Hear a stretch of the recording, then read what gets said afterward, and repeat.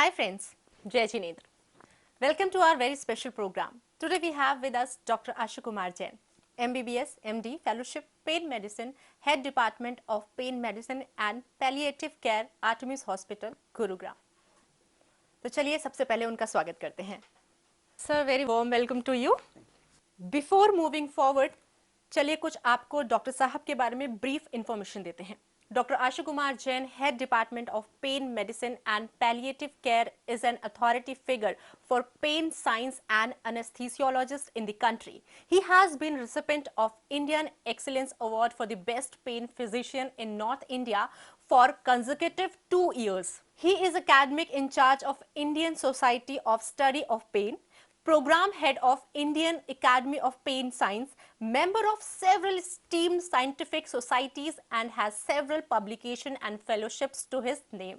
Pen का मतलब एक आम इंसान क्या समझता है? एक पैरासिटामोल, एक ब्रूफेन, बस पेन सॉर्टेड है. Is it right? क्या है ये? नहीं, बिल्कुल गलत है. एक्चुअली अगर हम पेन का बात करते हैं बाय डेफिनेशन, ये समझने की बात है. Pain we define as perception of pain. It is an unpleasant experience to a stimuli. तो ये एक एक्सपीरियंस है जो एक स्टिमुलाई की वजह से है. अब वो स्टिमुलाई पेनफुल भी हो सकता है और वो स्टिमुलाई पेनलेस भी हो सकता है. Now see what I am saying, that a painless stimuli is causing you pain. Why? Pain has many dimensions. It is a emotional dimension, it is a social dimension, it is a spiritual dimension, it is a behavioral dimension. So how much pain you perceive, it depends on your experience with that stimulus in the past. जैसे कोई आदमी हमें irritate करता है और हम उससे खुश नहीं हैं, कुछ समय बाद उस आदमी को देखते ही हमारे मन में एक विचार आता है कि आदमी ठीक नहीं है, चाहे उस दिन उसने हमें कुछ नहीं कहा. यही पेन है. पेन, हम क्रोनिक पेन की हम बात कर रहे हैं, वो जो शरीर में 3 महीने के बाद जो पेन रहते हैं. अब सपोज करो आपके स्पाइन में पेन है, तो ये कोई ज़रूरी नहीं है कि स्पाइन बहुत ख़राब है कि आपके स्पाइन में आप इतना डिसेबल हो गए. मेरे पास पेशेंट आते हैं जो क्लिनिकली और इन्वेस्टिगेशन करने पे स्पाइन में कुछ नहीं है, but they are on the bed. Now the thing is from where this pain is coming. एक डिजीज होता है जिसको हम फाइब्रोमाइल्जिया कहते हैं, सबने सुना होगा. फाइब्रोमाइल्जिया में पूरे शरीर में दर्द होता है और पेशेंट मेरे पास आए IIT IIM करके 3 years on the bed. Now can you imagine? And when you investigate such patient, there is nothing wrong in the body. So you understand what pain is actually. So it is a multi-dimensional structure. So how can you treat it with the brufen and paracetamol? तो ये Brufen और paracetamol का concept कहाँ से आया? क्योंकि normally मैं भी एक आम पब्लिक के बिहाफ पे अगर मैं बात करूँ, मुझे भी हल्का सा पेन होगा तो आई विल इग्नोर फर्स्टली, देन मुझे नहीं बर्दाश्त होगा सो मैं इमीडिएटली पैरासिटामोल या ब्रूफेन ले लूँगी, साथ में एक एसिलॉक ले लूँगी. आई नो उसका गलत है इफेक्ट, लेकिन लेते हैं. ये कहाँ से कॉन्सेप्ट आया? देखिए, एक बहुत बड़ी समस्या है हमारे देश में जी. ओवर द काउंटर प्रिस्क्रिप्शन है ड्रग्स का. उसके लिए ना आपको किसी के डॉक्टर के पास जाने की ज़रूरत है, आप केमिस्ट के पास जाइए, 10 रुपये दीजिए और ब्रूफेन घर ले आइए. तो that accessibility has made it to be use like this ना. हर जिसको चाहिए होती है अपने आप जाता है, दवाई लेके खा लेता है. एक बात और है इसके साथ, अगर शरीर में पहली बार दर्द हो रहा है, माइल्ड स्प्रेन है, 90% एक्यूट पेन आप इलाज करें या ना करें 7 to 10 डेज में ठीक हो जाते हैं. अब लोग ब्रूफिन खाएं, पैरासीटामोल खाएं, ना खाएं, जस्ट आप रेस्ट करिए, थोड़ा सा कोल्ड एप्लीकेशन करिए, ठीक हो जाएगा. थोड़ा सा स्प्रेन है, बट क्योंकि अवेलेबिलिटी है तो खा लेते हैं और खाते ही रहते हैं, ज़िंदगी भर खाते रहते हैं. एडिक्शन हो जाता है. हमारे पास पेशेंट आते हैं, उनका क्रिएटिनिन 3 है, 4 है, किडनी डैमेज हो गया. तो माइंडसेट है, nobody wants to spend money on pain. आपको मैं एक बड़ा आश्चर्यजनक सर्वे बताता हूँ. इंडिया में सिर्फ 2% लोग अपने क्रोनिक पेन के लिए, मतलब जो शरीर में लंबे समय के दर्द हैं, किसी स्पेशलिस्ट से एडवाइस लेते हैं. 98% पेशेंट किसी किसी भी आदमी से लेते हैं, चाहे वो केमिस्ट है, चाहे वो कोई और पद्धति के लोग हैं, या कोई नीम हकीम है, या जो भी है, तो कैसे चल रहा है वो ऐसे ही चल रहा है। और फिर कॉम्प्लिकेशन भी हैं, और यही हमारा पर्पज़ है समझाने का कि कोई भी दर्द जो शरीर में हफ्ते 10 दिन से ज़्यादा रहे और या डिसेबलिंग हो, जिससे आपका दिनचर्या खराब हो रही है, तो आपको अपने डॉक्टर से बात करनी चाहिए और अपने डॉक्टर से पूछना चाहिए। ये ब्रूफिन, पैरासीटामोल या इस तरह की कोई भी गोली है, वो 7 से 10 दिन तो आप खा सकते हैं, पर beyond 10 days it is really harmful for kidneys. मैंने 5 दिन की ट्रीटमेंट के बाद एक 37 साल के आदमी को डायलिसिस पे जाते देखा है, क्योंकि उसको 7 दिन बाद बहुत सीवियर टाइफाइड फीवर हो गया था, and kidney took the hit because वो ऑलरेडी ब्रूफिन खा रहा था 5 दिन से। So we have to, not good to take Brufen or not paracetamol. at all, not at all, and without any specialist advice.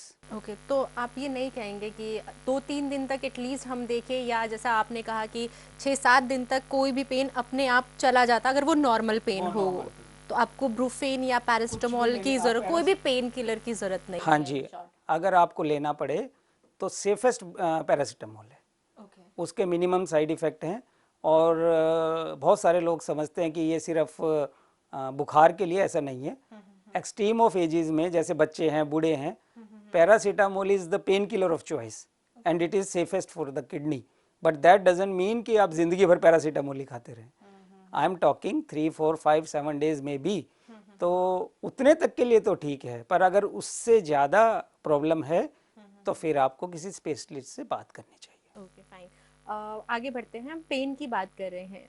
Pen हम समझ नहीं पाते हैं कि कौन सा पेन हो रहा है। कई बार हम कहते हैं कि हमें पेन हो रहा है, बट पता नहीं चल रहा है कि किस तरीके का पेन है। तो पेन का कोई टाइप होता है, किस बेसिस पे होता है पेन, जानना चाहूँगी। हाँ बिल्कुल, पेन के 2 मेन टाइप होते हैं, acute pain and chronic pain. हम इनको 2 कैटेगरी में बांटते हैं। जो भी दर्द, 90% दर्द ऐसे ही होते हैं जो 3 महीने से कम में समय से होते हैं, और जो किसी खास इंजरी की वजह से होते हैं, वो एक्यूट पेन की कैटेगरी में आते हैं। जैसे इंजरी हो गई, सर्जरी हो गई, इस तरह के दर्द हैं, स्प्रेन आ गया, ये सब एक्यूट पेन है। और जैसे मैंने कहा, ये 7 to 10 डेज में 90% पेन ठीक हो जाते हैं। आपको इसके लिए बहुत इधर उधर भागने की ज़रूरत नहीं है। पर जहाँ रियली प्रॉब्लम है वो क्रोनिक पेन है। क्रोनिक पेन का मतलब है पेन 3 महीने से ज़्यादा। और आप हैरान होंगी ये जान के कि क्रोनिक पेन में जब आप देखोगे तो पेशेंट के शरीर में आपको कोई लीजन या कोई ऐसी एक्टिविटी नहीं मिलेगी मोस्ट ऑफ द केसेस में, जिसकी वजह से दर्द आ रहा होगा।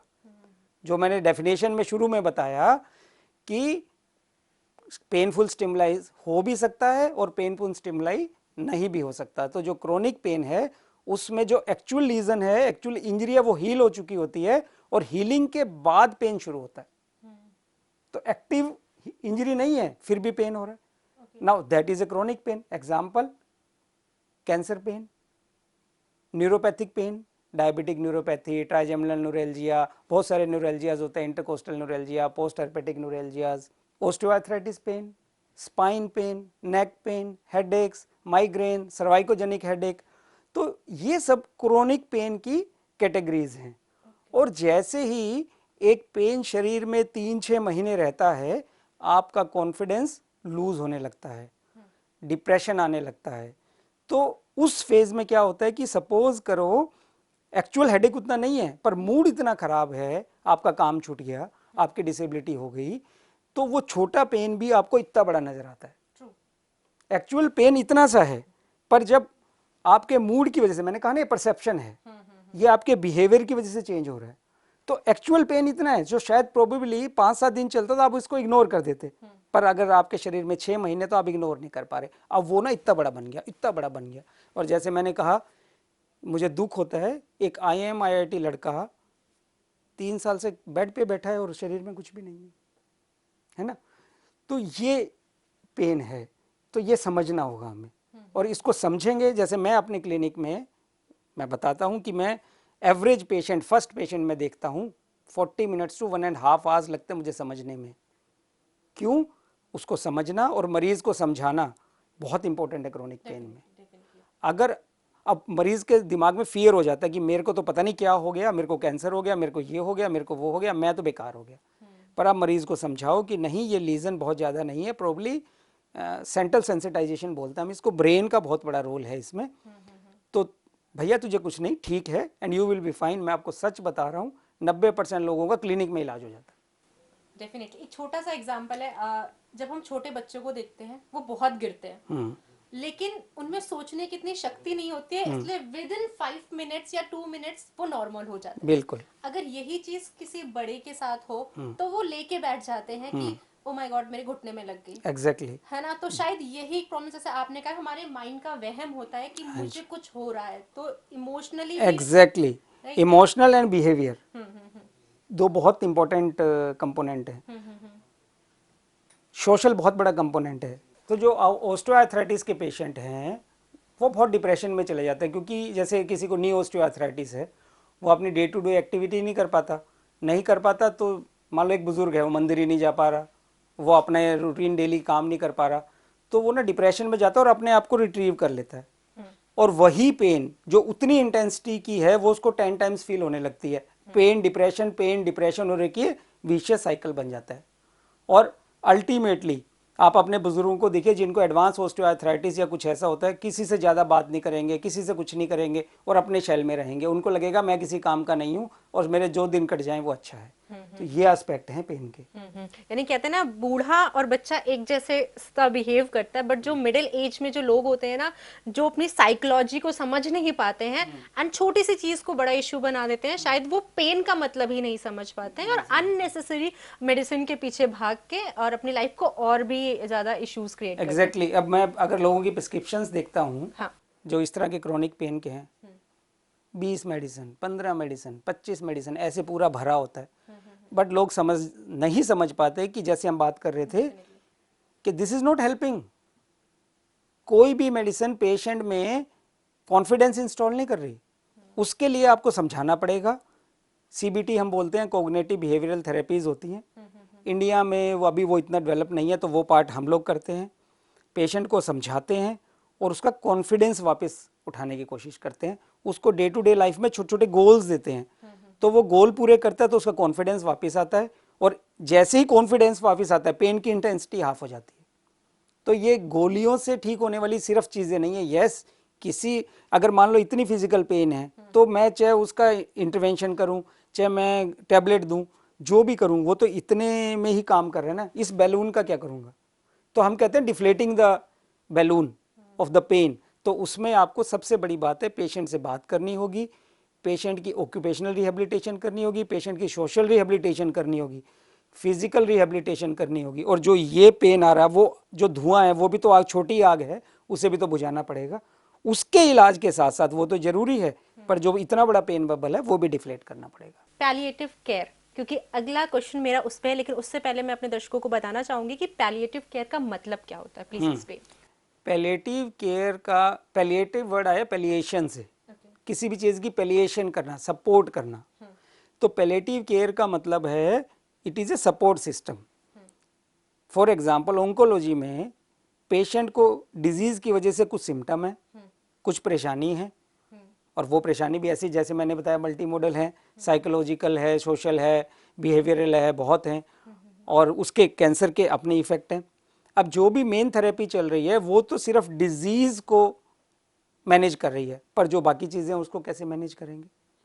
तो ये जो सपोर्ट है, पेशेंट से कम्युनिकेशन है, पेशेंट के सिम्टम मैनेजमेंट हैं, पेशेंट की स्पेसिफिक नीड्स हैं, पेशेंट की सोशल नीड हैं, पेशेंट की स्पिरिचुअल नीड हैं, ये सब आता है पैलिएटिव केयर के साथ। तो आइडियली जो डिजीज़ डिसेबलिंग हैं, जिनका शायद हमारे पास परमानेंट इलाज नहीं है, जैसे न्यूरोलॉजिकल डिसऑर्डर है, स्ट्रोक हैं, सीओपीडी है, अस्थमा है, कैंसर पेशेंट्स हैं, जिनका परमानेंट इलाज हमारे पास नहीं है और वो डिटेरियोरेट हो रहा है कंडीशन से ज़्यादा, तो उनको सपोर्ट सिस्टम की ज़रूरत होती है। ये support system palliative care system कहलाता है। डेफिनेटली कि जब किसी फैमिली के अंदर बहुत बड़ी बड़ी बीमारियां होती हैं, अल्जाइमर ले लीजिए या फिर सिस्टिक फाइब्रोसिस ले लीजिए, क्योंकि ऐसी ये बीमारियां हैं जिसमें फैमिली का सपोर्ट बहुत ज़रूरी होता है, पेशेंट के साथ साथ बाकी अदर्स मेंबर्स का। तो उस स्टेट ऑफ माइंड में कैसे लोग एक दूसरे के साथ निभाते हैं, कैसे उन्हें बूस्टअप करते हैं, मोटिवेट करते हैं? ये बहुत इंपॉर्टेंट क्वेश्चन है। जो पैलिएशन का कंसेप्ट है उसका पर्पस सिर्फ और सिर्फ पेशेंट की रिहेबिलिटेशन नहीं है, फैमिली की rehabilitation as a unit is integral part of palliative care. क्योंकि पर्पस ये है कि मरीज, आज मेरी मदर को कैंसर हो गया और वो एंड स्टेज कैंसर हो रहा है, तो मैं कैसे अनअफेक्टेड रह सकता हूँ, मेरा काम कैसे नहीं अफेक्ट होगा, मेरे परिवार में क्यों नहीं हम सब डिप्रेशन में जाएंगे, मैं अपनी मदर को ऐसा नहीं देखना चाहता। तो अगर किसी XYZ आदमी ने आके मेरी मदर को संभाला, अब सपोज करो हम डिजीज कंट्रोल नहीं कर पा रहे, जो उनका दुख है, जो पेन है, जो सिम्टम है, तड़प रही हैं दर्द से, किसी आदमी ने आके उसको कंफर्टेबल बना दिया, कम से कम मैं चाह रहा हूँ कि वो इस दुनिया से शांति से चली जाएं, तड़पे ना आखिरी वक्त में, तो आप सोचो मेरे लिए कितनी बड़ी राहत की बात है, मेरी साइकी पे कितना अच्छा असर पड़ता है इस बात का। तो ये होता है palliative care and end of life care. Patient इस दुनिया से जाने जिसकी तय भी हो गई, वो कम से कम इस दुनिया से जाते वक्त परेशान ना हो। तो हमारा एक मोटो है, if you can't add years to life, add life to years. So जो टाइम बचा है उसमें लाइफ ऐड करनी है और पेशेंट को परेशान ना हो ऐसा मैनेज करना है। इसको होम बेस्ड केयर भी कहते हैं। तो जो हमारा डिपार्टमेंट है वो palliative care, end of life care and home care, पूरा स्पेक्ट्रम कवर करता है और तभी इसका फायदा है। और अब आप सोचिए कि इस सब का पेशेंट का आउटकम हमें पता नहीं ठीक होगा या नहीं होगा, बट फैमिली की साइकी पे कितना पॉजिटिव इफेक्ट पड़ता है वो डिपेंड करता है। ये डिपेंड करता है। आगे बढ़ते हैं। पेन के ऊपर हम बात जब करते हैं तो पेन से रिलेटेड सबसे पहला थॉट कहाँ आता है सर? जहाँ पेन हो रही है वहां पर या माइंड में? नहीं, एक्चुअली अगर एक्यूट पेन है हाँ, तो जहाँ पे पेन है, जहाँ पे इंजरी है, वहीं पे आ रहा है, okay, as simple as that. हाँ, पर क्रोनिक पेन है तो जैसे मैंने कहा, हाँ, mind is a powerful tool. Okay, फिर तो थोड़ी देर के बाद वो पेन डिजेनरेट कर जाता है पूरी बॉडी में। सपोज करो किसी को नेक की प्रॉब्लम है और वो 4-5 साल नेक पेन की प्रॉब्लम रही, अल्टीमेटली पेशेंट के पूरे शरीर में दर्द होने लगता है, पेशेंट को समझ नहीं आता दर्द कहाँ से होता है और वो बेड रिडन हो जाता है। अब ये पेन कहाँ से आ रहा है? और जनरली वो होता नहीं है। जनरली होता नहीं है। इसको हम बोलते हैं सेंट्रल सेंसिटाइजेशन। और सेंट्रल सेंसिटाइजेशन किसी भी क्रोनिक पेन का इंटीग्रल पार्ट है और यही फेल्योर का सबसे बड़ा रीजन भी है। ये बात बहुत समझने की है। जैसे मैंने कहा, आप सिर्फ दवा करते रहो, आप सर्जरी कराते रहो, आप इंटरवेंशन करते रहो, मैं इंटरवेंशन करता हूँ, सर्जरी नहीं करता, पर व्हाट अबाउट सेंट्रल सेंसिटाइजेशन? क्योंकि पेन वहां से नहीं आ रहा, पेन तो ब्रेन के कंपोनेंट से आ रहा है, पेशेंट की सोच में पेन चला गया। तो ये चीजें समझने की हैं। और जो मल्टीपल सर्जरीज पेशेंट की होती रहती हैं या इतने साल तक चलता रहता है, मरीज हर रोज डॉक्टर बदलता है, उसका कारण ही यही है कि सिर्फ थेरेपीज काम नहीं करती, थेरेपी भी जरूरी है, पर उसके साथ ये मल्टी मोडल अप्रोच, चाहे वो साइकोलॉजिकल रिहेबिलिटेशन है, सबसे बड़ी ऑक्यूपेशनल रिहेबिलिटेशन है। आज मैं काम कर रहा हूं, आप काम कर रही हैं, कल आपके नेक में पेन हो जाए, सीवियर हेडेक हो जाए और आप 2 हफ्ते अपने स्टूडियो ना आ पाए, आप सोचो क्या होगा। अब मैं कितनी भी बात करूं, आपका कॉन्फिडेंस उसी दिन आएगा जिस दिन आप इस टेबल पे बैठ के मेरे से या किसी XYZ से बात कर रही होंगी, नहीं तो जो भी बात कर रहा है वो झूठ है। तो जो एक्टिव लोग हैं, अब मान लो मेरी माता, मैं घर जाता हूं, मेरी मम्मी एजेड है, एक परोठा बना के मुझे खिला देती है, उसके लिए तो यही जिंदगी का सबसे बड़ा सच है।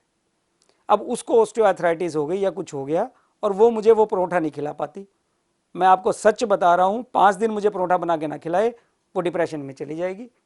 तो हर एक आदमी का काम इंपॉर्टेंट है, ये नहीं कि मैं और आप ही काम कर रहे हैं। जो हमारे घर में हमारी लेडीज हैं, जो हमारा पूरा घर संभाल रही हैं, वो भी फुल फ्लेज काम है। और अगर वो नहीं कर पा रहे तो वो डिप्रेशन में जा रहे हैं। तो मंत्रा क्या है? जो आदमी जो काम कर रहा है उसको उसके नजदीक पहुंचा दो, चाहे आप 25% पहुंचा दो, कॉन्फिडेंस आता है। कॉन्फिडेंस आता है तो ये साइकिल ब्रेक होता है और ये पेन तभी जाएगा, अदरवाइज आप बातें करते रहिए या आप दवा देते रहिए, कुछ भी करते रहिए, ये दर्द नहीं जाएगा। बिल्कुल। फिजियोथेरेपी एक चीज है जो लोग आजकल यूज में ले रहे हैं, करवा रहे हैं, दर्द में चले जाते हैं, 1 2 3 क्लासेस ले लेते हैं, 3 4 कई बार जाके ले लेते हैं, डिपेंड करता है कितना वो एडवाइस करते हैं डॉक्टर। Is it good? हाँ बिल्कुल ठीक बात है। तो हम तो शुरू में ही बात कर रहे थे कि rehabilitation is essential part of pain treatment. तो rehabilitation include psychological rehabilitation, occupational rehabilitation and physical rehabilitation. तो बिना फिजिकल रिहेबिलिटेशन के तो कुछ होगा नहीं। बट यहाँ पे अनफॉर्चुनेट बात यह है कि हमारे यहाँ पे बहुत कम इंस्टीट्यूशन है जो एक अच्छी प्रोफेशनल फिजियोथेरेपी देते हैं। तो ऐसा नहीं है कि कोई भी जो अच्छे इंस्टीट्यूशन है वहाँ जाइए, और डेफिनेटली इनका बहुत अच्छा रोल है। जो जब हमें करंट के थ्रू बॉडी में फिजियोथेरेपी कई बार दी जाती है, कई लोगों से मैंने सुना है कि वो हार्मफुल रेज होती हैं जो हमारी बोन्स को कई बार इफेक्ट। नहीं नहीं, ऐसा नहीं, कुछ नहीं। टेंस होता है, जो आप करंट कह रहे हैं उसको टेंस बोलते हैं। बिल्कुल सेफ है। और वो यूजली उसकी फ्रिक्वेंसी ऐसी रखी जाती है कि बोन पे कुछ नहीं होता। ये मसल में प्राइमरली जाता है और मसल को रिलैक्स करता है और उसमें ट्रिगर पॉइंट होते हैं, उनको रिलीज करता है। तो ऐसा कोई हार्मफुल इफेक्ट नहीं है। ये जितना भी एक्यूपंचर है, टेंस है, ये नुकसान नहीं करते। हो सकता है बहुत फायदा ना दें, that's a separate issue depending on the condition. मान लो किसी की डिस्क से नर्व दबी है और हम उसको पेन के लिए टेंस दिए जा रहे हैं, फिजियोथेरेपी कराए जा रहे हैं, तो जो नस दबी है उसका पेन तो नस को रिलीव करके ही ठीक होगा ना, उसका फिजियोथेरेपी से कैसे होगा। पर फिर वही बात आती है, जो बैक पेन है उसमें 85% पेन फाइब्रोमस्कुलर पेन होते हैं, सुपरफिशियल मस्कुलर पेन होते हैं, लिगामेंट वाले पेन होते हैं, जो आप सिंपल फिजियोथेरेपी और पेन किलर से 10 दिन में ठीक कर लेते हैं। पर अगर डीप रूटेड पेन है, नीचे डिस्क बहुत बड़ी निकली है, जैसे अपेंडिक्स है, अपेंडिक्स से पेट में दर्द है, उसकी आप फिजियोथेरेपी थोड़ी कर सकते हैं, आपको अपेंडिक्स की ट्रीटमेंट करनी पड़ेगी। ऐसे ही अगर डिस्क है और डिस्क से कमर में दर्द आ रहा है, तो पहले डिस्क का इलाज तो करना पड़ेगा ना, उसके बाद फिजियोथेरेपी चाहिए, क्योंकि फिर फिजिकल रिहेबिलिटेशन चाहिए, दोबारा ना निकले। बात समझिए आप मेरी, मैं क्या कह रहा हूँ। तो डायग्नोसिस जरूरी है, यही मैं बार बार कह रहा हूँ कि चीज का डायग्नोसिस जरूरी है। एक बार आप डायग्नोसिस बन जाए, उसका साइकिल ब्रेक कर दो। हम लोग यही करते हैं इंटरवेंशन से। जैसे डिस्क का पेशेंट आया, हमने इंटरवेंशन करी, डिस्क ठीक कर दी, अब उसका पेन कम हो गया, अब हम उसको कहेंगे फिजियोथेरेपी वाले को कि अब भैया इसकी मजबूती कर दे, स्पाइन के जो मसल हैं, कोर एक्सरसाइज इसको करवा दो ताकि ये स्ट्रेंथनिंग कर ले मसल। एक बार करवाने के बाद और ठीक हो जाए तो इन फ्यूचर कोई दिक्कत नहीं आती, ऐसा कोई साइड इफेक्ट नहीं होगा? अब ये बहुत इंपॉर्टेंट बात है, फिर आप क्वेश्चन बहुत अच्छे पूछ रही हो। Exercise and physical rehabilitation is continuum. आपको लगातार एक हेल्दी लाइफस्टाइल का हिस्सा है। फिजियोथेरेपी को आप दवाई ना समझें। फिजियोथेरेपिस्ट जो अच्छा होगा वो क्या करेगा, आपको एक्सरसाइज डिमॉन्स्ट्रेट करेगा, 10 दिन का सेशन लेगा और आपसे करवाएगा, और आपको वो कोर स्ट्रेंथनिंग एक्सरसाइज करके छोड़ देगा और आप घर पे करिए, है ना। आज मैं यहाँ इसलिए बैठा हूँ, या मेरे जैसे जितने भी लोग जो पढ़े लिखे हैं, टीचर तो 1 घंटा ही कोचिंग क्लास में पढ़ाता था, घर आके 12 घंटे पढ़ते थे। तो फिजियोथेरेपी वाले का काम है आपको डायरेक्शन देना, आपको अच्छी एक्सरसाइज सिखाना, and then you carry on through your life, why not. यही तो हम बार बार बात कर रहे हैं कि अच्छी एक्सरसाइज करना हमारी लाइफस्टाइल का हिस्सा होना चाहिए। तो हम गलत करेंगे तो इंजरी होगी। तो एक अच्छा फिजियोथेरेपिस्ट आपको ठीक तरह से स्टेप्स बताएगा, एक्सरसाइज कराएगा, आपसे डिजीज रिलेटेड मॉडिफिकेशन कराएगा। आपने वो सीख ली, चलिए।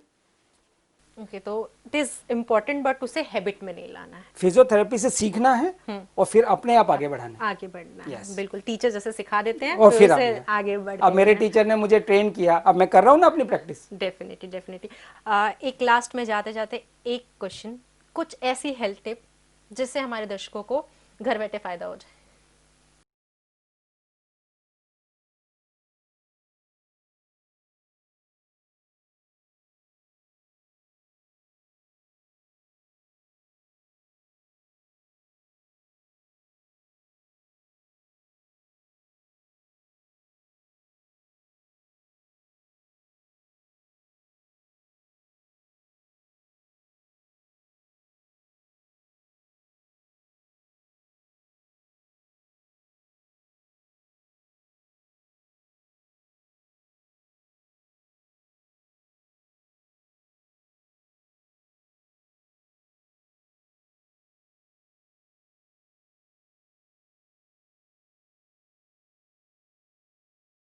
बिल्कुल, healthy mind set healthy body, बिल्कुल ये कहा भी जाता है। और जो भी पेन है, बुरी चीजें हैं, it's all in the mind. बिना अच्छे मेंटल हेल्थ के आज क्यों बीमारी है आप देख लो, ये मेंटल हेल्थ ही सबसे बड़ी प्रॉब्लम है। हर कोई टेंशन में है, डिप्रेशन। टेंशन, डिप्रेशन, एंजाइटी, जो भगवान ने दिया है उसका रिस्पेक्ट नहीं करते हम। बिल्कुल, और वो करना बहुत वो जरूरी करना है। बहुत जरूरी है। थैंक यू सो नमस्कार, मच, थैंक यू सो नमस्कार, मच। नमस्कार।